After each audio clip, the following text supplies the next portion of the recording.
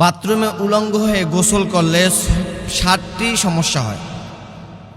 মা বোনেরা এবং যুবক ভাইরা ভালো করে শুনুন, আমরা যারা বাথরুমে উলঙ্গ হয়ে গোসল করি, বাথরুমের মধ্যে উলঙ্গ হয়ে গোসল করলে এই 7টি সমস্যার সম্মুখীন হবেনই হবে নিশ্চিত।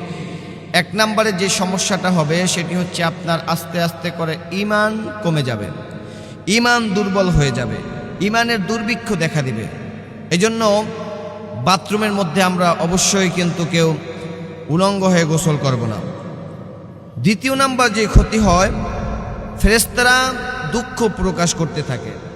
আল্লাহ পাক রব্বুল আলামিন কুরআনুল কারীমের মধ্যে বলেছেন, ওয়া ইন্না আলাইকুম লাহাফিজিন কিরামান কাতিবিন ইয়ালামুনা মা তাফআলুন। প্রত্যেকটা বান্দার 2 কাঁধে 2 জন কিন্তু ফেরেশতা থাকে, সব কিছু লিপিবদ্ধ করতেছে।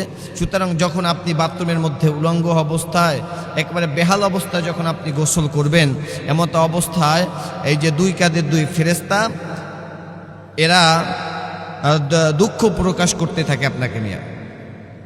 বাথরুমে উলঙ্গ হয়ে গোসল করলে 3 নম্বরে যে ক্ষতি হয় সেটা হচ্ছে লজ্জা কমে যায়। লজ্জা যদি না থাকে তাহলে মানুষের মানুষত্বই থাকে না।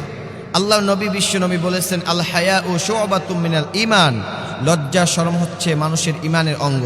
সুতরাং বাথরুমে উলঙ্গ হয়ে গোসল করলে আপনার আস্তে আস্তে করে লজ্জা কিন্তু কমে যাবে।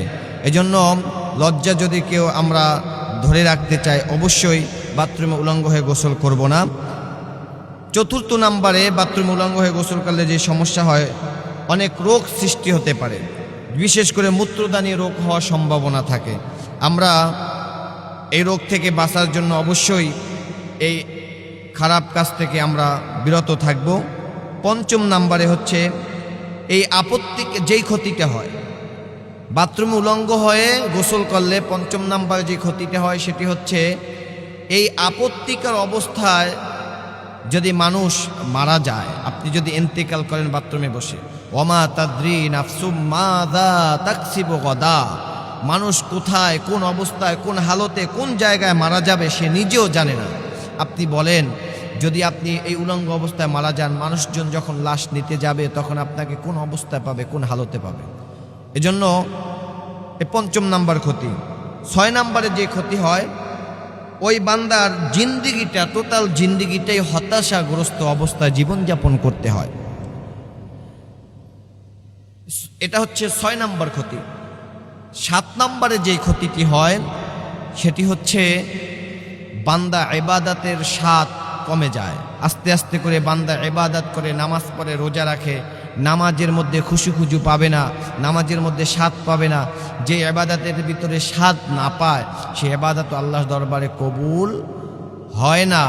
এজন্য সম্মানিত উপস্থিতি, আল্লাহ যেহেতু আমাদেরকে সৃষ্টি করেছেন, ওয়ামা খালাকাতুল জিন্না ওয়াল ইনসা ইল্লা লিয়াবুদুন, আল্লাহর ইবাদত বন্দেগী করার জন্য যেহেতু আমাদেরকে সৃষ্টি করা হয়েছে, সুতরাং ইবাদতের মধ্যে যদি আমরা স্বাদ না পাই, মজা না পাই, ওই ইবাদতের জন্য সামনে আবার আগ্রহ তৈরিও হয় না বন্দেগী করার জন্য, ইবাদত করার জন্য।